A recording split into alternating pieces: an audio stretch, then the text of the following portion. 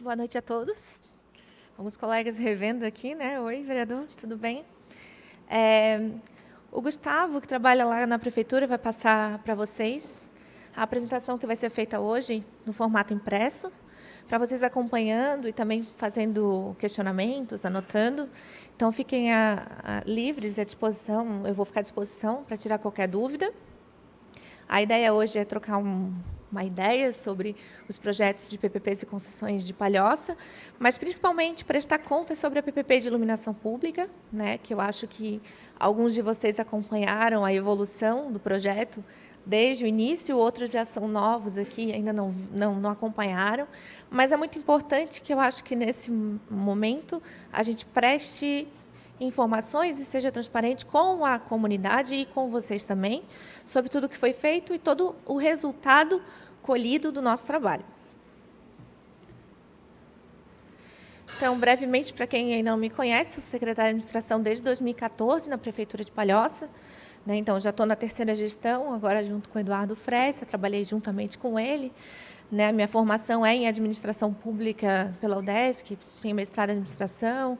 Acabei de tirar uma certificação também nessa área de PPP e concessões. Então, venho estudando muito essa área. Então, quem quiser tirar dúvidas ou também procurar a secretaria para tratar de projetos como esse, fazer proposições de projetos, a gente está aberto a isso também. Hoje eu trouxe um pequeno resumo, mas posso indicar mais materiais, inclusive, porque é um tema que vem se expandindo muito. A gente vem acompanhando isso no Brasil como uma tendência.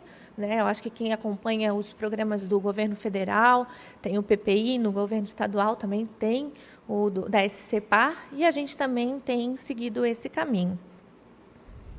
Então, como contextualização, eu vou falar um pouco primeiro sobre o que é contratar na administração pública, de uma forma bem rápida, porque eu acho que todos vocês já têm uma boa noção do que é, mas como é contratar na administração pública e como contratar na administração pública. Então, a gente tem várias leis, tem vários pré-julgados, a gente tem várias jurisprudências, decretos, cada estado licita de um jeito, de alguma forma, cada município tem suas próprias regras.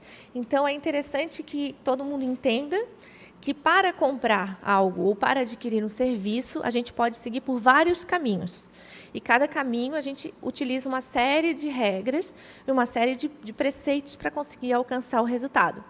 Então, aqui eu cito as leis de licitação, inclusive a lei de licitação que está mudando, que mudou agora, e a gente ainda está nesse momento de transição, a lei do pregão, as leis de concessão e a lei de parceria público-privada, que é um dos focos que eu vou tratar hoje aqui. Agora, a diferença. Eu gosto de iniciar qualquer fala nesse assunto fazendo uma diferença, porque eu sei que é comum ter uma dificuldade de entender o que é uma coisa ou outra. Até a gente estava conversando, eu e o vereador Juninho, até queria agradecer o convite por estar aqui hoje, o seu assessor também, que veio por meio do WhatsApp conversar e pediu uma oportunidade para conversar aqui, vir à tribuna. Agradeço demais a forma como fui convidada, foi muito gentil, de realmente de tentar trazer conhecimento e trocar ideia. Então, assim, adorei a oportunidade, até porque a gente já estava com previsão de tentar trazer isso para a Câmara o quanto antes, de prestar contas. E a gente estava conversando ali e ele veio fazer algumas perguntas. Mas isso é PPP? Isso o que é? Isso é terceirização? Qual que é a diferença entre uma coisa e outra? E, realmente, a confusão é comum, é totalmente justificável. A gente percebe até no âmbito acadêmico que tem uma dificuldade em entender a diferença. Mas eu vou fazer uma explicação bem rápida, que isso acho que vai esclarecer e vai guiar muito do que a gente vai conversar aqui hoje. Então, existem os contratos comuns, que são esses que a gente conhece aí do dia a dia, que a gente reclama tanto, que demora, o contrato de obra, contrato de pavimentação, contrato de serviço. Tudo isso são os contratos comuns que a gente chama. E eles são regidos pela lei de licitações, a lei de pregão. E a gente sabe da dificuldade que é. Às vezes, a gente demora muito para conseguir fazer, tem muita burocracia por trás disso. Às vezes, vai para a justiça, volta, a empresa abandona. Então, assim, a gente tem vários problemas com os contratos comuns, mas ainda é a nossa maioria, é a única forma que a gente ainda tem para tocar o nosso dia a dia, seja em qualquer órgão público, a gente tem que seguir essa lógica, Temos as terceirizações, que são bem diferentes. A terceirização é quando a gente pega uma parte do serviço e faz um contrato comum e terceiriza. O nosso exemplo mais clássico é a coleta de lixo. Hoje, a nossa coleta de lixo é terceirizada, né? A gente contratou lá no passado, na última licitação, quem venceu foi a Proactiva, ela faz a coleta, é terceirizado. Assim como tem também equipes de zeladoria, de recepção, que são terceirizadas. Então, a gente continua sendo gestor daquilo, a gente só contrata para executar determinado serviço, terceiriza aquele serviço. E aí vem as concessões. As concessões, elas realmente são um mundo à parte. É quando a gente pega um ativo público, algo que é nosso, que é do poder público, e transfere por alguns anos para a iniciativa privada explorar. E com ela recebe o lucro dela e a gente recebe o investimento dentro daquele propósito, dentro daquele contrato.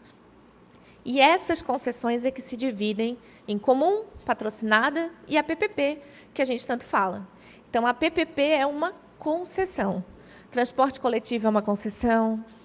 Saneamento em vários municípios também são concessões. A gente tem concessão também de parques. A gente tem, por exemplo, o mercado público agora. Quem ocupou lá passou por um processo de concessão. Na Praça 7, o café que tem lá é uma concessão. Então, assim, são vários projetos onde algo é nosso, a gente licita para que utilize durante um tempo, paguem por aquilo e eles façam investimentos e prestem um serviço para o cidadão. E, por fim, que é super importante, privatização. Privatização é quando a gente vende, quando aquilo não é mais nosso. Isso aconteceu bastante no passado, com o setor, por exemplo, de telecomunicações, quem lembra, né?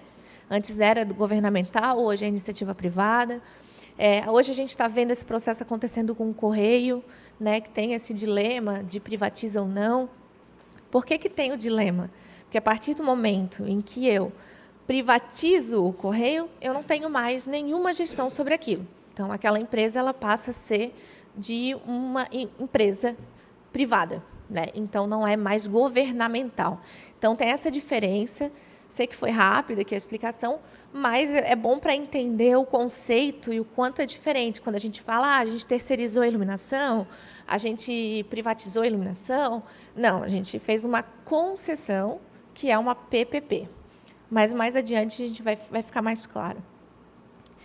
Então, só explicando um processo licitatório, para quem já trabalhou, já foi secretário, já esteve dentro do executivo, enfim, sabe o trabalho que é, né? Tem lá o planejamento, faz o projeto, às vezes dá errado, aí tem a licitação, chama concorrente, às vezes não vem concorrente nenhum, aí faz o contrato, executa mal, executa bem, aí aplica multa, não aplica multa, encerra o contrato. Então, o processo licitatório são várias etapas que a gente pode, às vezes, conseguir fazer em um mês e, às vezes, pode demorar 2 anos, 3 anos, né? Então, esse é um processo licitatório. Então, eu vou dar um exemplo de uma rodovia. Uma rodovia, a gente faz um projeto, uma licitação de um projeto. Na prefeitura, a gente tem a engenharia que não precisa contratar, mas geralmente se contrata. Depois contrata o serviço, a empreiteira que vai lá fazer. Depois contrata o serviço de pintura. Depois contrata o serviço de tapa-buraco. São vários pequenos contratos que, para quem é gestor, é muito difícil. Porque se um falha, o outro falha. Então, assim, realmente, a gestão de vários contratos ela é difícil para a administração pública. E aí eu pergunto, né? E se a rodovia ela fosse transferida para a iniciativa privada? É o que acontece com as concessões de rodovia em vários lugares do Brasil. Tem casos bons e tem casos ruins. A gente está vendo aí um caso negativo, que é o caso da Artérios, né? Todo o atraso que aconteceu. Mas existem outros casos muito positivos de rodovias que foram concedidas e depois receberam melhorias, né? Ou seja, o custo do pedágio conseguiu dar conta daquele investimento e obviamente, né, eu acho que quem anda por aí hoje, dirige por aí, sente a diferença, né, quando é uma rodovia concedida, né, que se o carro estragar, vai ter um auxílio, vai ter menos buraco, vai ter melhor sinalização, porque realmente quando ela é concedida, a gente começa a falar de um contrato só, e não de vários contratos, né, um para pintar, um para tapar buraco. Então, a concessão ela agrupa vários serviços no contrato só.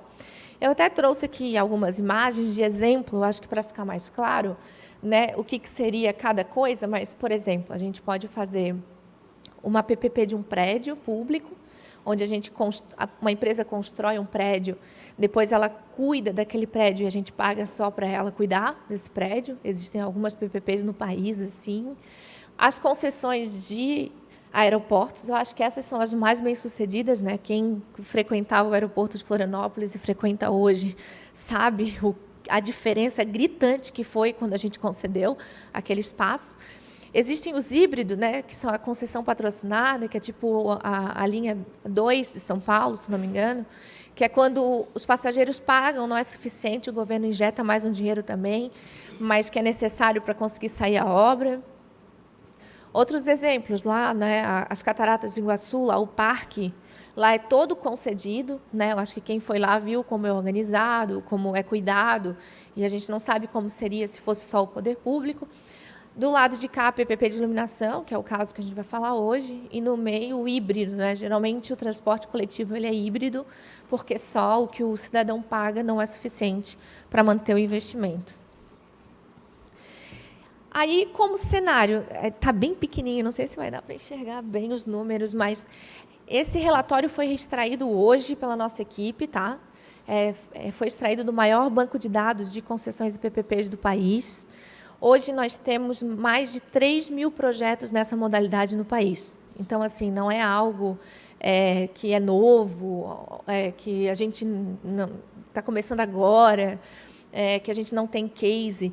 Santa Catarina que está atrás, mas o Brasil já está nesse nível. Tá? Então, assim, só de iluminação, são quase 450 projetos iguais ao nosso, hoje no país, que estão dando certo, que os órgãos de controle apoiam. Claro, tem alguns com problema, obviamente, mas que tem sido case em vários locais. Então, assim, são hoje grupos, eventos, congressos, todos específicos só para iluminação, porque é um mercado que está super aquecido.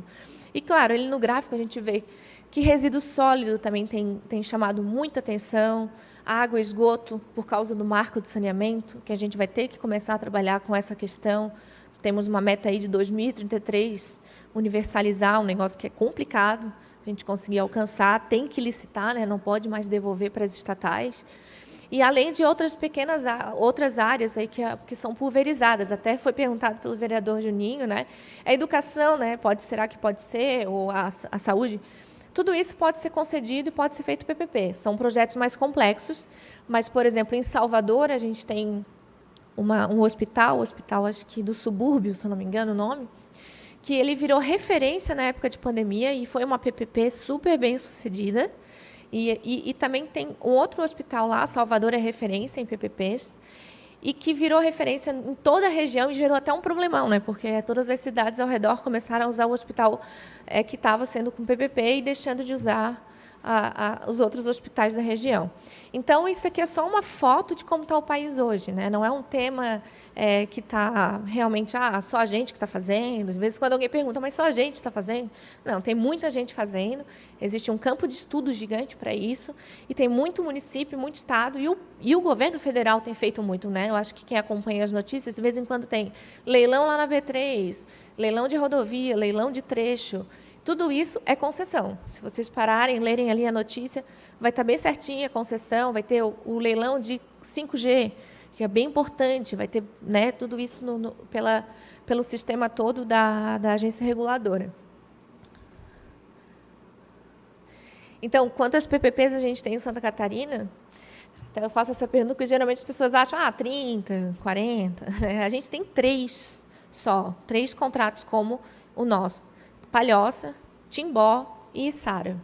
Santa Catarina, então, Palhoça é a maior PPP de Santa Catarina.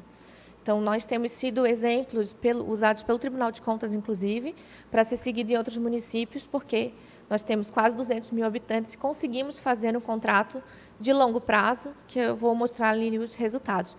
Então, nesse formato, Santa Catarina, isso demonstra o quanto a gente ainda está muito atrás, né, nesse assunto, quanto o Estado, por causa do nosso Tribunal de Contas, que é muito rigoroso, né? Inclusive, a gente convidou o pessoal do tribunal para acompanhar a sessão hoje online da tribuna, para ver o resultado, porque eles cobram muito da gente os resultados. Não sei se eles não estão acompanhando, mas vão poder acompanhar depois.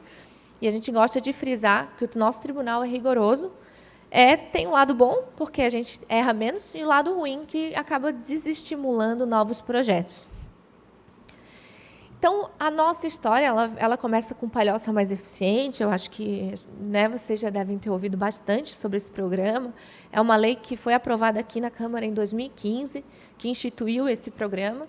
E a gente começou a fazer os projetos só em 2017, e o nosso primeiro contrato de PPP foi só em 2020.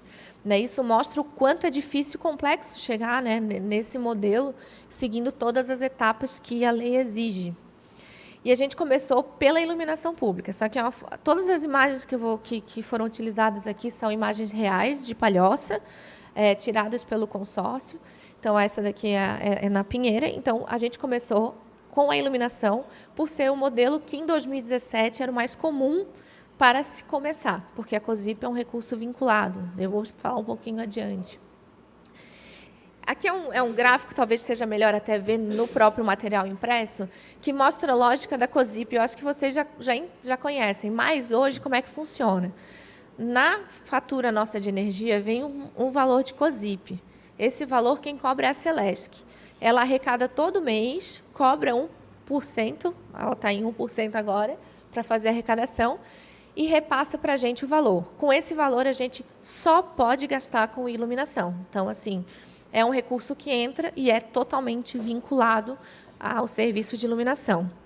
Com esse recurso, a gente pode fazer manutenção, a gente pode fazer os eventos natalinos, eventos de Páscoa, a gente pode colocar, né, as tomadas para os outros eventos, a gente pode colocar iluminação de destaque. Então, tem uma série de serviços que a gente pode fazer com esse recurso, né, e outros que são vedados pelo Tribunal de Contas. Mas esse é o fluxo geral de arrecadação de COSIP. Né? A COSIP ela é calculada com base no consumo que cada pessoa tem na sua casa. Isso porque não tem como a gente definir quanto de iluminação a gente consome, né? Então, por exemplo, se eu só ando de dia na rua, eu não consumo iluminação pública, por exemplo, né? É um exemplo meio chulo, mas se eu ando só à noite, eu uso mais iluminação. Então, não tem como dividir a iluminação. Então, como é que foi feita a lei lá atrás? Se eu tenho capacidade de gastar mais energia na minha casa, e usar ar-condicionado, geladeira e tudo mais, eu pago um pouquinho mais por essa iluminação. Se eu já não tenho essa condição, provavelmente eu sou isento ou pago muito menos. Então, é um serviço que a gente fala que é um serviço público que é indivisível, né? A gente não consegue projetar ele para que cada um pague um valor exato do que consumiu, igual é a água, né? Se eu gastei X de água, eu paguei por aquele X de água. Aqui a gente tem a lei, que institui a COSIP aqui no município, e a gente tem o convênio da Celesc que permite essa cobrança. Esse convênio, inclusive, ele já foi substituído por um convênio mais atual para se atualizar as regras da ANEEL, que é a agência reguladora. Mas a base é bem parecida. Então, para vocês saberem que está tudo previsto hoje dentro da lei municipal também, né? E quais foram as etapas que a gente seguiu? Primeiro, a gente fez...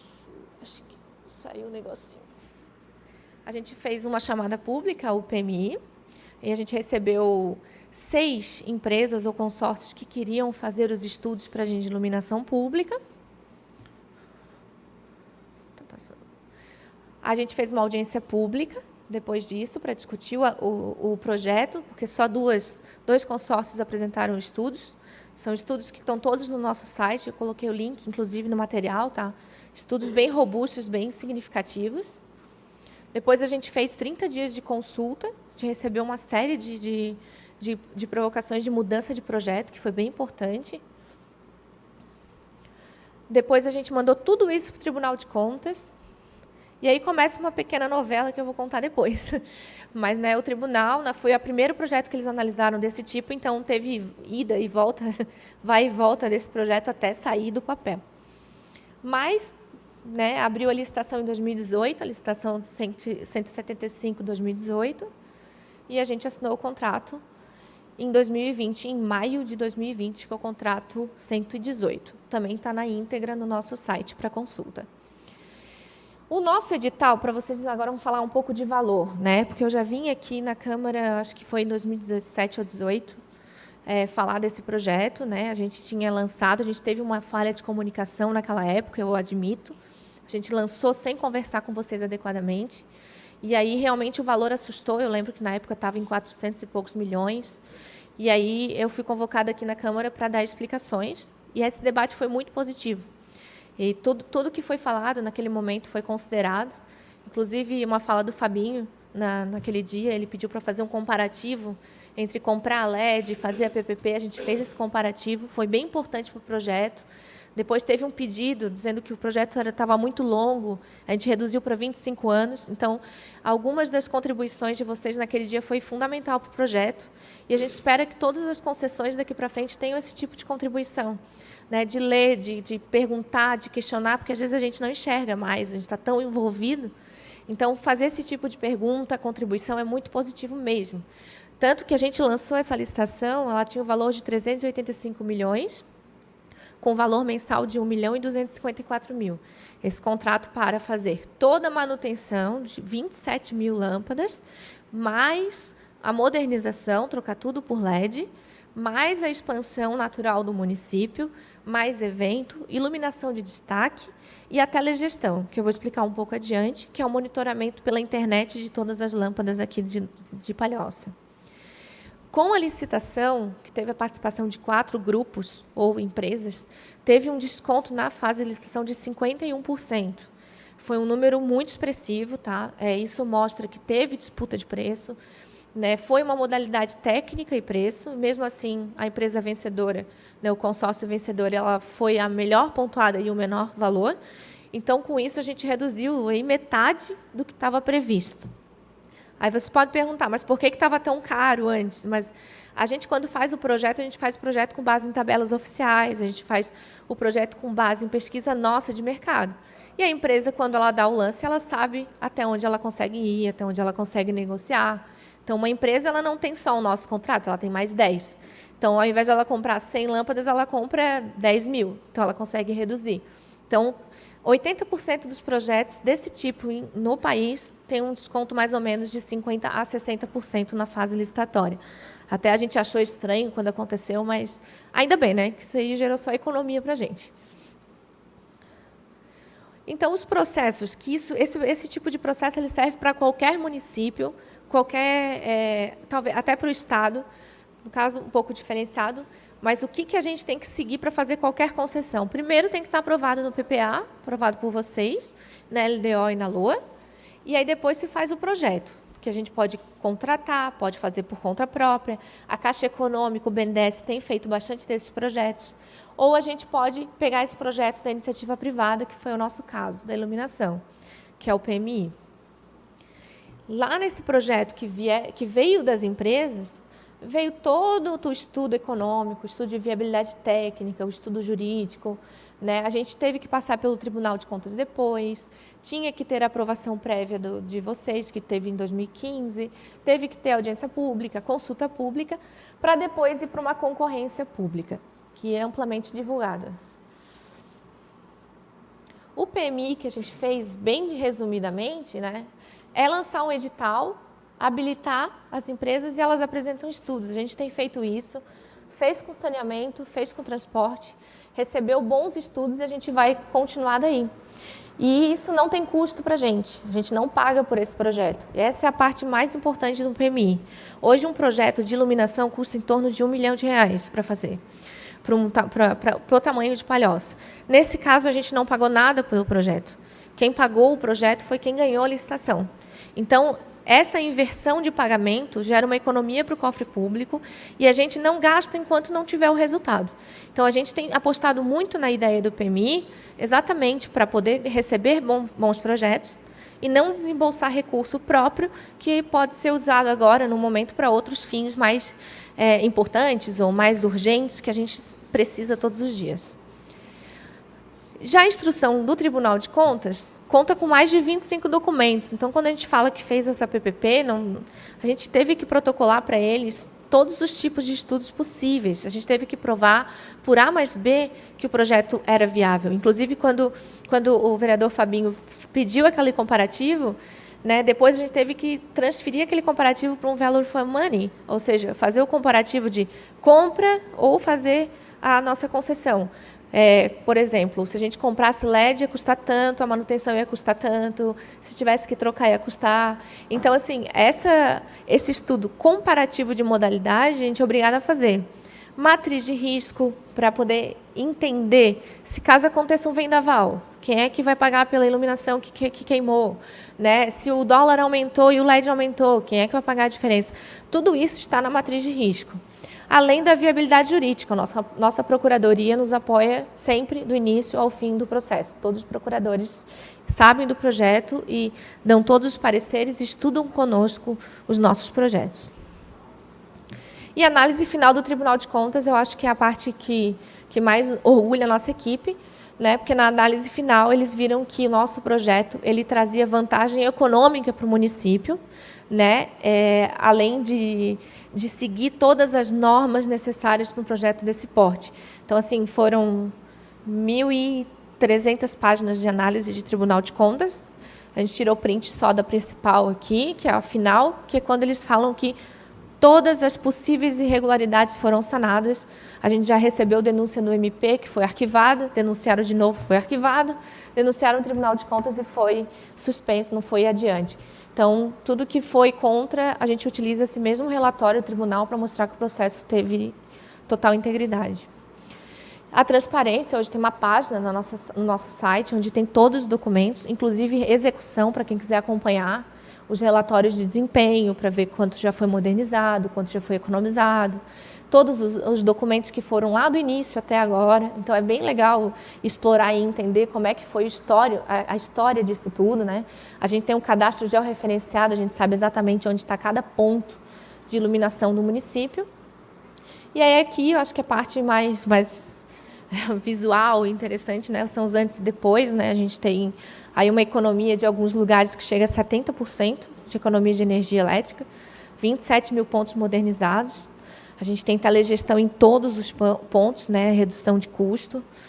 Aqui a gente tem na Avenida Caravelas, né, então a gente tem outros benefícios, mais segurança, né, com LED a gente consegue ter muito mais visibilidade, né, embaixo da lâmpada consegue enxergar muito mais, com mais precisão, mais tecnologia na própria iluminação e na gestão, facilidade no atendimento. Hoje a gente tem um aplicativo, o 0800, que tem um prazo, tem ouvidoria, a gente recebe por WhatsApp, todo mundo, hoje tem vários canais que a gente vem atendendo a população e também aos senhores quando solicitam.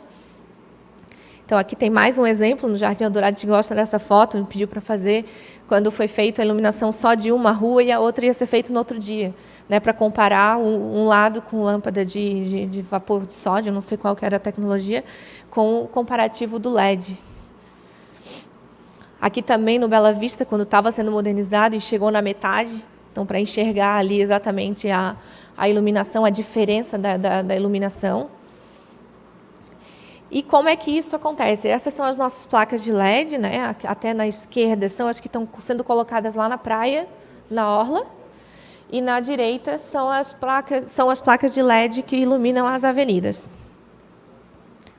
Então, como é que funciona, né? Ali tem um poste com esse receptor preto, é um relézinho de telegestão. Então, quando a lâmpada está acesa durante o dia ou apagada durante a noite, ela manda uma comunicação para aquele centro de comunicação ali, e aí isso acontece, aí depois vem a manutenção. Também pode fazer pelo aplicativo, quem quiser baixar, é o Cidade Mais Iluminada. Digita lá Palhoça, já diz exatamente onde é que está a lâmpada, localiza onde é que a pessoa está, vai para o centro de operações e o carro da Queluz vai direto no ponto onde está queimado, onde tem algum defeito. Então, isso reduz o custo também do projeto e a eficiência. Quem já usou o 0800 aplicativo, né, e testou, sabe que em 24 horas todas as avenidas têm que estar, né, qualquer iluminação na avenida tem que estar consertada, e em outras ruas, né, que é o V2, V3 e V4, 48 horas. Mas eles nunca passam de 24, assim, é bem difícil eles ultrapassarem, até porque se eles ultrapassam, eles ganham desconto e não recebem no mês o valor total, né? Então, eles têm os indicadores. Além disso, a gente tem uma fiscalização independente, que é contratada uma consultoria de São Paulo para fazer a verificação. Ali é um caso de uma das reuniões, onde analisa todos os relatórios, toda a tecnologia. Além da nossa equipe em campo, que está presente aqui, a gente hoje está com o Gustavo, o eletrotécnico, estamos com a Aline, a Letícia, a gente tem um engenheiro eletricista que fazem todas as vistorias em loco, acompanham a execução em loco, conferem se a luminosidade está de acordo com a norma. Então, isso tudo é verificado pela nossa equipe de fiscalização também.